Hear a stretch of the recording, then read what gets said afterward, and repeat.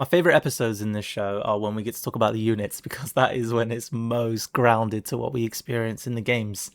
The Iron Pagoda, I've got an image here of them being heavily armored. So think of a dude fully every part of his body that he can possibly get armored. He's got armored. He's just got basically the eyes showing, and the horse as well is just covered in so much armor.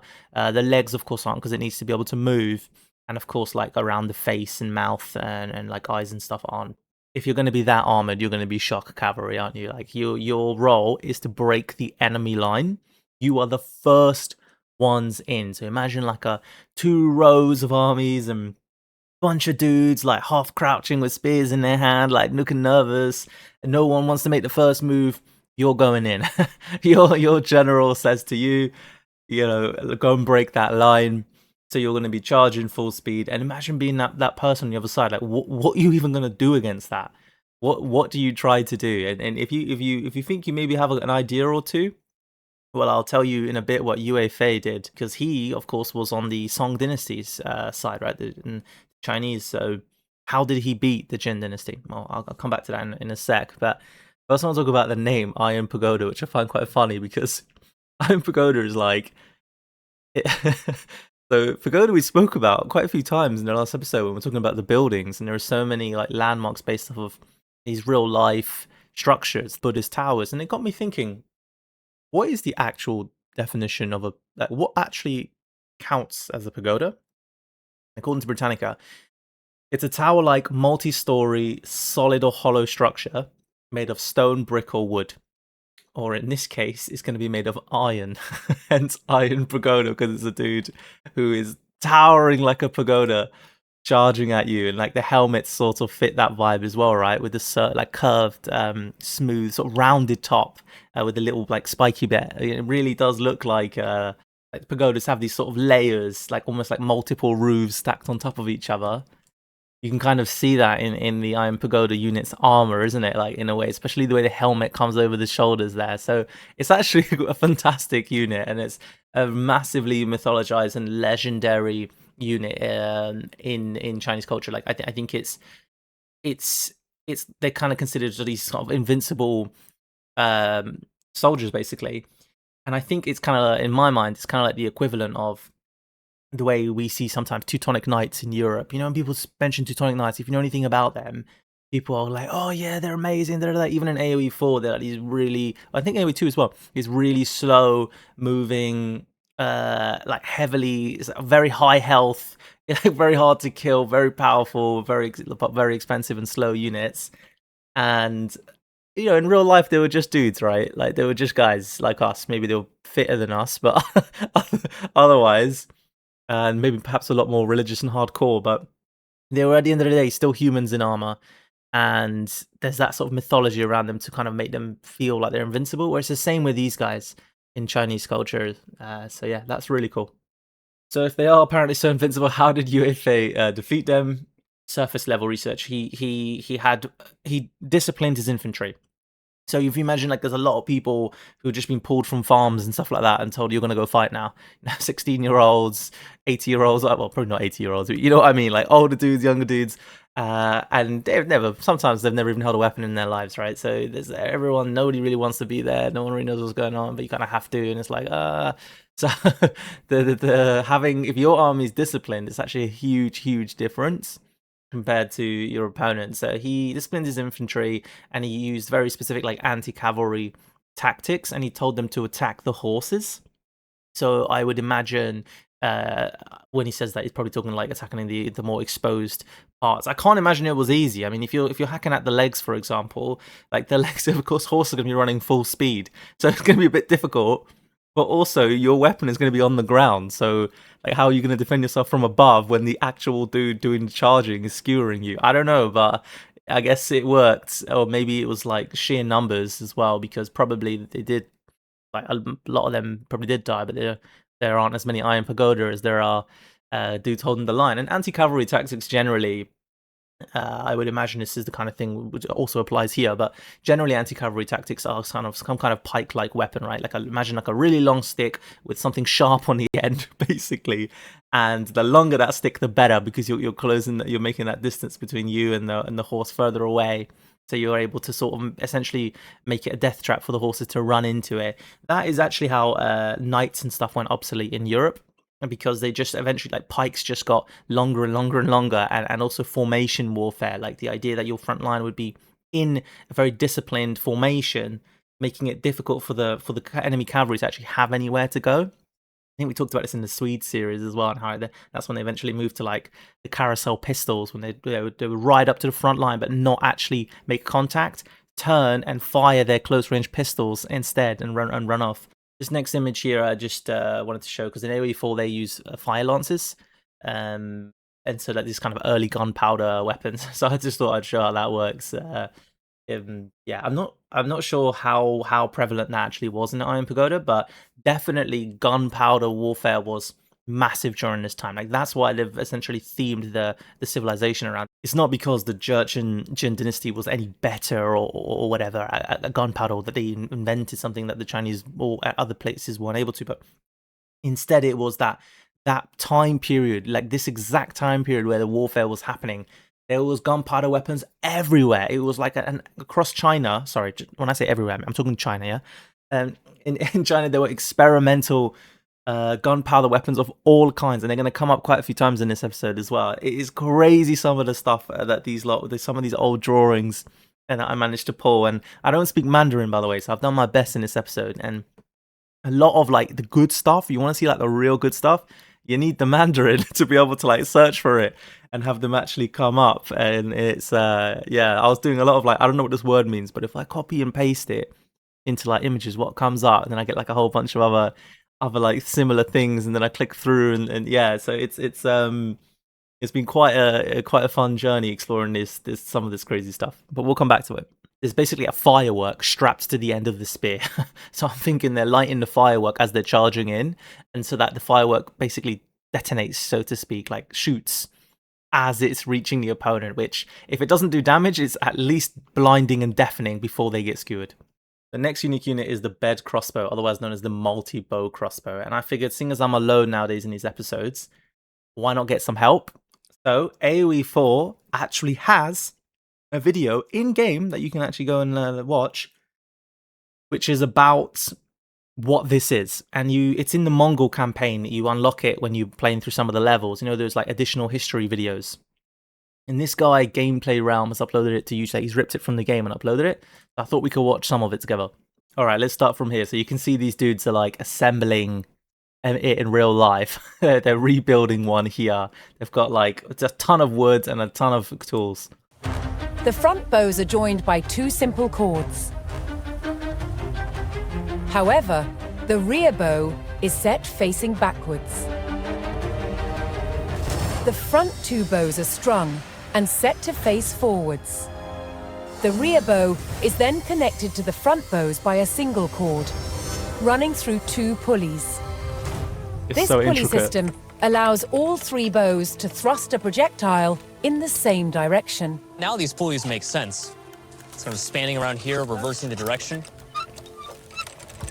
I love that sound, like, of that A creaking winding mechanism mechanics. called a windlass draws the string into place. You can see that tension as it's pulling that last bow in reverse. A crucial part of the design is the backwards-facing bow. This unique feature gives the machine a huge draw, making it capable of shooting massive darts. There's a lot of tension in there. Huge. That thing is huge. That's taller than him, right? Or nearly as tall. The projectile strikes with impressive force. Golly. Well, it's gone through 3. Piercing 3 boards on the first attempt, the team decides to increase the challenge. Let's do it. Quite I'm gonna click exciting. off, Let's but see if it I'm really curious can now. I haven't punch seen a this hole in through so that long. fourth one. Let's see them increase the challenge. It went all through 3 of them, and it punched a slight hole on the side of the 4th. Let's stop there.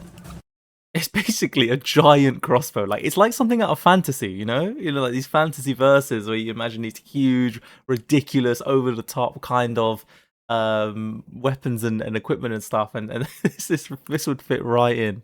If you think like what it's actually for, you might be wondering. It is, of course, can be used to kill enemy soldiers. Obviously, it would send them flying. But it's also anti-cavalry as well. So if you imagine, like, let's say those Iron Pagoda were charging at you, and you had a few of these on your defensive walls or whatever, that would definitely take one out, right? But it could also be used as like anti-siege crew sort of thing, which is why like the original, AoE 4 Springald was like an anti-siege unit. Like that was quite like a pretty good sort of historical thing, because essentially they're just trying to snipe the enemy siege engines, because you need like a huge thing to break through another huge thing, right? Of course, they've taken that mechanic out of the game because competitive stuff, I guess. But yeah, could still be used for that in real life. I love how basically that there must have been someone who, like, China like invented the crossbow and stuff, I think, right? I'm pretty sure. I might be wrong there, but they had these crossbows, and someone was like, you know what? What if we had an even bigger crossbow? What if we had like a really, really big one? It was surely at least a morale weapon as well. Like, if you saw a bunch of those, you'd be a bit nervous about going in. Right, let's talk about the Megan Moki Defender. So I'm not going to actually spend much time on it. Previous episode, I spoke about this whole social military system that they have. So this like kind of units that come out and defend your building automatically. You don't have to control them. I again, talked about a previous episode. Check that out if you're interested. Essentially, you're just sort of summoning your people to fulfill their duty and defend. The next one, the Grenada, or the Mounted Grenada in AoE 4, is a really awesome one, and it is just more about that whole experimental weapons. It is hard to find accurate, like, specific, without speaking Mandarin, it is kind of difficult to find, like, to know if these are the exact ones used. Like, I think this image on the right here, the stoneware bomb, it might be like a Mongol thing, but remember this, it's not as if it's like different peoples were not allowed to use the other one's weapons, you know what I mean? It's all that whole region.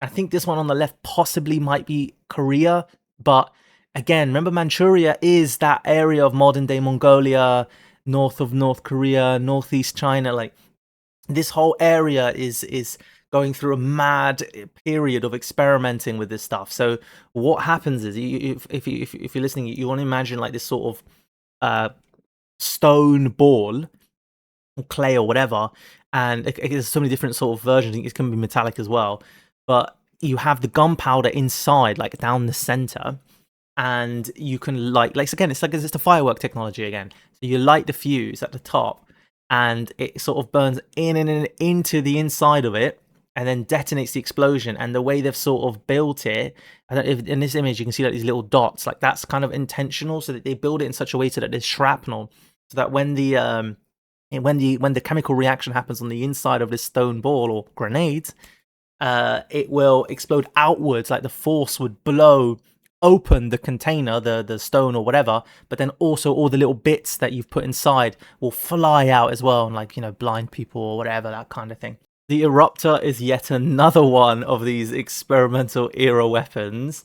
So I think this image on the left might not be exactly the one, but the one on the right, I think, is okay. So it is crazy, all right? So it's just similar technology. It's kind of like a proto gun, and they're blasting it. You can rest it on the ground here, as you can see, and aim down sight. You can also see like the icon from AoE 4. The guy's like resting like that as well, right? He's on one knee, so it's kind of very similar. He's got the same hat as well. I almost wonder if they drew this based on this, maybe. I know the weapon's a bit different, but as you can see, there's the variations, is my point. That's why I've got like two. How can I even describe this weapon if you're not watching? Well, let me jump to the next slide, because I love this thing so much that like I went down sort of Chinese Google images and found a bunch of them. I want you to imagine how do I do this? So it's like, okay, so imagine like it's like a long spear, right? But however, at the end of the spear, there's like a sort of shield, and also on the other end of the shield there are like muzzles, essentially multiple muzzles, and also halfway through the spear there's like a handle, like a gun handle, and where the trigger is, there's actually like an axe that comes down onto the ground. So you lean the actual axe onto the floor as a way of like stabilizing your shots. I assume the reason it's an axe is because if the enemy gets close, you actually have a melee weapon, because this thing looks massive and cumbersome. I know this image could be larger on the bottom left, but I think it's like screenshot from like from Chinese TV, so it's very pixelated and small. So if I make it any bigger, you still wouldn't be able to see, it would just blur. But yeah, I think they've sort of, you can see there's a guy like pointing, he's like fire, and then these guys seem to be standing without the axe thing at the bottom. So I suppose that's like modular, can be on there or it doesn't have to be on there. Like it looks fantasy. It genuinely looks fancy. You know, like these kinds of alternate world RTS games, things like Iron Harvest, I believe. You know, things like that, like set in a steampunk world or whatever. Yeah, it's crazy. So I'm pretty sure, while I don't know like exactly, you know, I don't have access to the devs, unfortunately. if they ever want to chat to me, I'd love to ask you some questions. But yeah, so I don't know exactly, but it just looks like it is. The word eruptor isn't an actual thing, by the way, in case you want. It's not like there's like, oh yes, the eruptor military unit from 1200 or whatever. Like it's just like a word's erupt, right? Like volcano eruption. You can even see like the blast of the weapon. It's yeah, I believe it's a sort of inspired choice as opposed to like a one-to-one replica. Okay, so we've got the Zanma swordsman here, who looks absolutely awesome. So this one, the name actually is important. So Zanma, turns out, means horse cutting or horse slaying. So it's literally anti-cavalry swordsman, basically, is what this unit means, and that makes sense given its role in game. I think it's really good. It's really really authentic. What more can you say, right? Like the sword is a very specific kind of saber. Now, what I find particularly interesting about this is what I was saying earlier, that the traditional way of countering cavalry is with like pikes and spears. So it is interesting that this one's a sword. Now, it's a huge sword. Like, it is a big sword. You can see in both like drawings here, historical drawings or whatever. It's much larger than their body, so I suppose it's kind of fulfilling that role. But I think the idea is, from what I find, is that the horses, again, similar. I guess it's similar to the pikes, is that the horses are already charging at you full speed. So you don't need to like swing this thing with huge speed. You just need to make sure it's being held firmly in the right place when contact is made. You get what I'm trying to say? Like, so you don't need to put the force into it. It's like if you hold your fist out and someone runs into it, it could knock them out, right? Even if you didn't actually, swing, because you didn't need to. The physics was there. It is worth mentioning this isn't like a specific Jin Jurchen like thing, but it's like a regional thing, like the gunpowder. It works. I think it's fine. Traction Trebuchet is another one I won't touch on now because I spoke about it in the Golden Horde series quite in depth. So I will summarize it for you and basically say that a traction trebuchet is pulled entirely. It's man powered. You can see in this image here that these are just dudes tugging on these ropes as hard as they can to make the thing swing round. It's not as good as later produced counterweight trebuchets, which would, you just sort of release them and they naturally fire. That stuff came a little bit afterwards. Traction trebuchet is a little bit behind in that tech. And that's why I'll say that the Golden Horde, or the very early Golden Hordes, are still kind of Mongols at that point, really. When they made it to Europe, they struggled when they started reaching the stone castles of Hungary, because especially the ones that were higher up, because it just wasn't, the traction trebuchets just they weren't good enough. They weren't good enough to deal with these European stone castles that had been handling counterweight trebuchets for a while now by that point. But anyway, so this is the traction trebuchet that Jin Dynasty has access to. Makes sense given the region and the technology. I think it's a good choice. To stop you getting bored of my voice, Nest of Bees, I'm going to use another video to help us describe, because it's so cool. It's so cool. It's actually by a channel called Smithsonian, and it seems pretty cool, actually. They seem to do a lot of stuff like this, so perhaps check them out. Let's watch from here. So I'm not sure if this is like the exact version of Nest of Bees that that thingy would have been, that the one in the game like is based on or anything, but there's probably loads of different variations. Again, it's that age of experimentation of Gunpowder, so you never really quite know. But it looks similar enough to me, mate. It looks similar enough to me. So I think they say in this video, I've skipped past it a bit, but they mentioned that this one is it's originally invented in Korea. So I suppose again it's regional. It didn't pop a single balloon. But what I will say is he just said end of the 16th century Korea versus Japan, which I'm sure is really another awesome part of history I'd love to get to at some point. Can't say I know much about it, but yeah, so it might not be exactly the same weapon, I'm not sure, but the mechanics are the same, right? Your light one, it's like something on wheels, you light one side, and it fires a bunch of arrows towards your opponent. And while in this video it looks a bit crap, let's be real, I would imagine in real life, especially if there was loads of them firing, it would be pretty intimidating. You're like in the middle of a battle, these things are like, if it's 100 arrows, that's like an extra 100 archers in a way. Okay, they're probably all terribly inaccurate, but sometimes it's about the morale. So I won't play the rest of it because he tries again and he misses all the balloons again. And the top comment is, no balloons were harmed in the making of this video, which is so underwhelming. But yeah, massive shout out to that awesome channel. Mohi Tribesmen, I think I spoke about quite thoroughly in the previous one. There's no point even really... like Mohi is the peoples before they were known as Jurchens. It's like a sort of cultural evolution. If you want to know more, check out the previous one. Mounted Villager is another one I spoke about.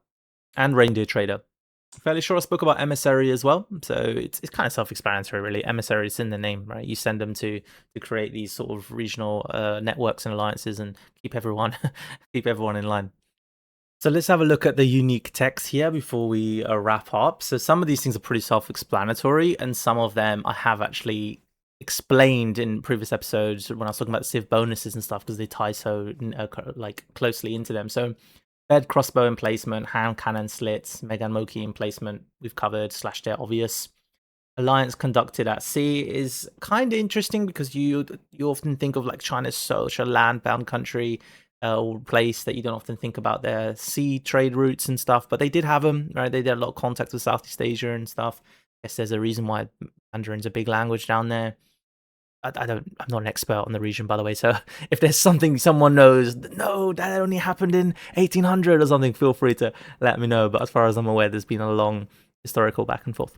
A collective hunting, goes back to the roots. It talks about draft horses, yeah, flying fire battalions is just like a way of, just look, it's just increasing the number of the Megamoki defenders and spawning the mounted grenadiers. It's again, it's that gunpowder thing. It's whatever. Heaven Shaking Thunder is actually kind of interesting because this is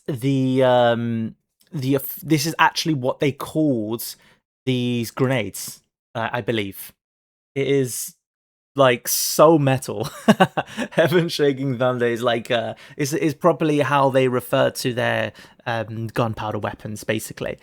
Padded Lamella, I think we spoke about in the Macedonian Dynasty episode when I referenced China about this. Like it sounds boring, but it's actually really quite cool. It's a lot calmer than exploding weapons and things. It's your armor, so it's a technique where lots of small armor plates are tied together, and so that's lamellar, and the padded bit is just the I don't even know if I'm pronouncing that right, by the way, but I've always said it like that. But the padded bit is the soft like layers underneath that are sort of integrated into the lamellar. So yeah, it's not uniquely Jurchen at all, but it's massively associated with East Asia and the Byzantine Empire, hence how it came up in the Macedonian Dynasty episodes. But yeah, and you may not think about armor in that, because you might think, okay, that's cool. It reduces the blunt trauma. It can absorb impacts, but it's also just like other things, like it stops chafing because it's actually soft on the inside. And these are things you're wearing this stuff for a long time, right? It would be miserable. Like it would be absolutely crap to have something uncomfortable on. And so this is quite a good sort of advancement for that kind of technology. I mean, don't get me wrong. I'd rather have chafing than die, but I suppose it depends how bad the chafing is, isn't it? So Pili Pao here is like another. It means like thunderclap, thunder strike, and it's just another cool thing, a bit like Heaven Shaking Thunder. It's another actual like terminology they used around their siege weapons. Porcupine Defense it's funny. I think the implication is that they would put loads of like spiky things on their nest of bees siege weapons and stuff, so it makes it harder to come into contact with them. I I don't know about that one. I couldn't really see anything like obvious. So I can't really comment on that. But I would say that why not, right? Like I guess it could work. Sure. Quilted armor is sort of I sort of spoke about as part of padded lamella in a way. Rain of Fire, just more, fire and look. It's gunpowder staff. Storm lances is gunpowder staff. I mentioned the with the firework on the end of the lance. The tower shield is pretty interesting, and it made me kind of curious because I hadn't looked into it before. Why, like, other than looking awesome, let's be real. I don't know if you ever played like Modern Warfare 2 or whatever, but the riot shield guy was me, Warzone. That's me, one with the throwing knife. So tower shields to me seem really cool. So I did look into like that, and in case I don't know, in case it's not obvious, imagine like the large like rectangular shields that the Romans used, for example. That's like a tower shield. So other than being obviously granting more like surface area for protection, which to be fair, if Nest of Bees is firing 100 arrows at you like that, maybe it's a decent idea. But it's good for like, it's better for creating defensive lines and just kind of holding positions as well. And I suppose also being able to move, much like the Romans did actually, be able to advance while being fired upon more easily.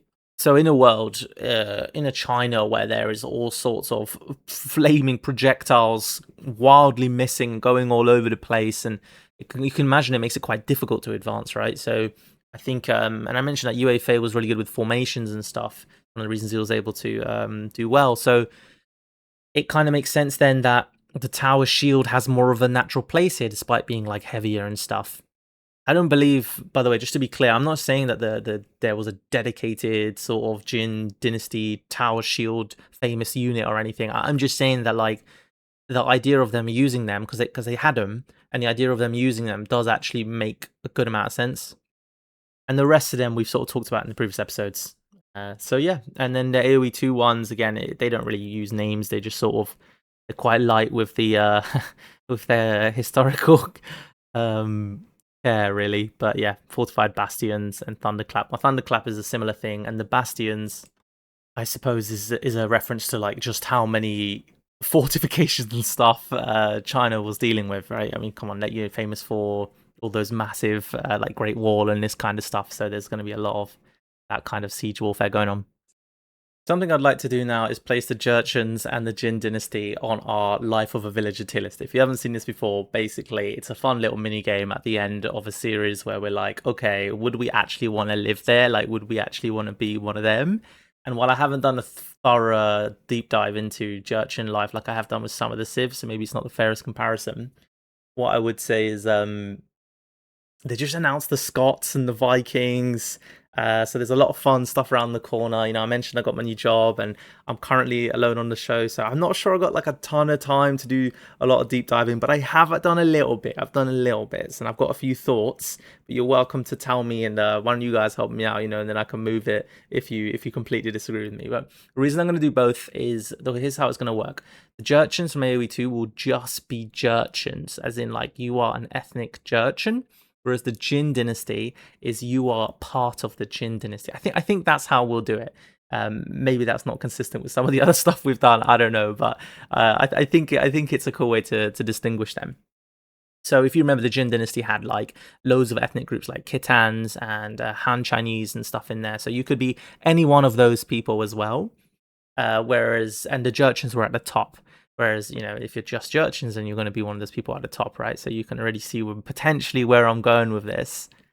Let's start with the Jurchens because it is easier. So I think Jurchens are interesting because it's like they're like a kind of hybrid cross almost. Like, it's a bit of a simple way of putting it, but they're like a cross between like Mongols and Chinese almost, because it's like Mongols super nomadic and stuff, Chinese super urban, settled like cities and stuff, and the Jurchens were that sort of transition, right? Like when they were still considered mohi, they were like that sort of semi-nomadic, kind of farming but also moving around from time to time. And then as they become Jurchen and they become Sinicized, which I looked up since the last episode, is a real word.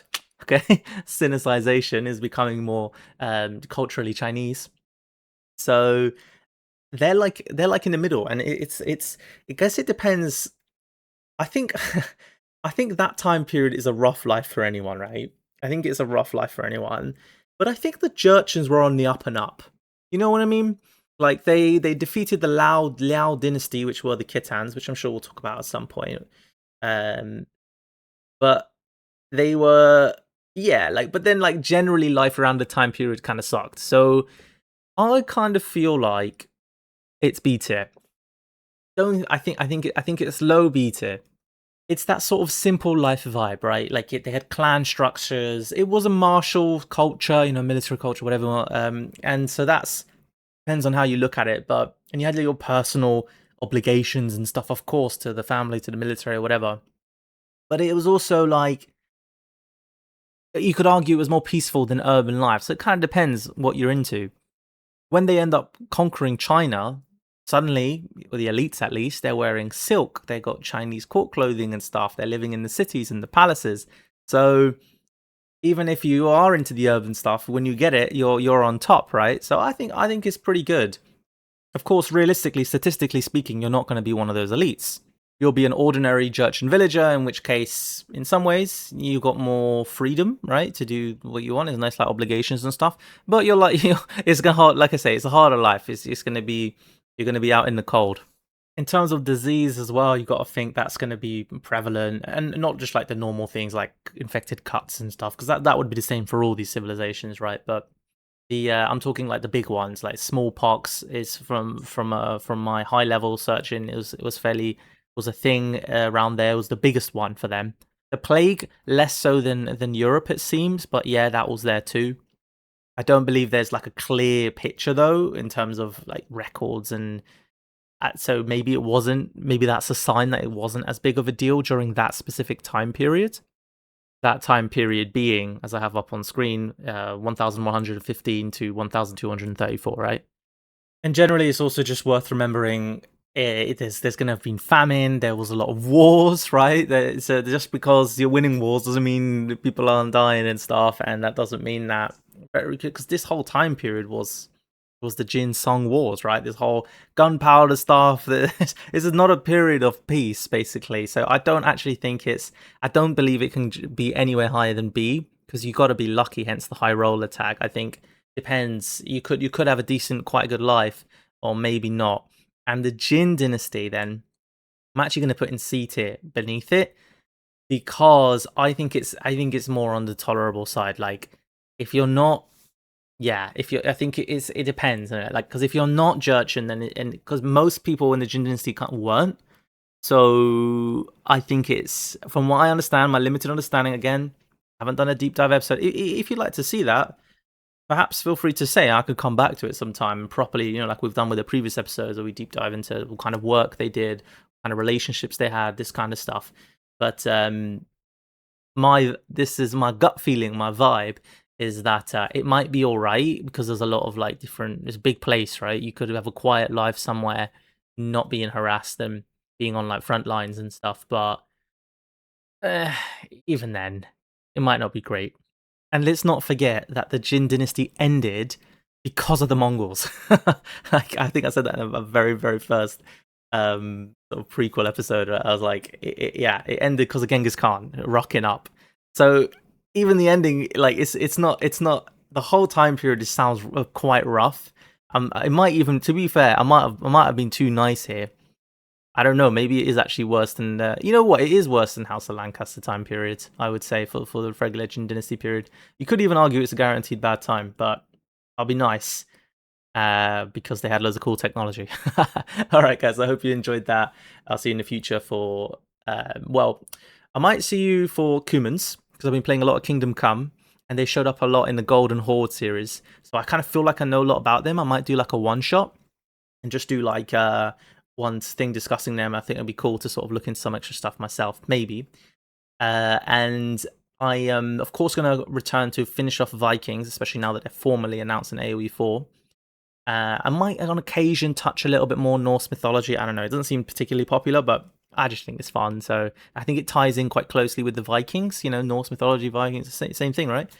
So that could be cool. And of course, the Scots. That is the one I'm pretty psyched about. Scots, My brother's up north.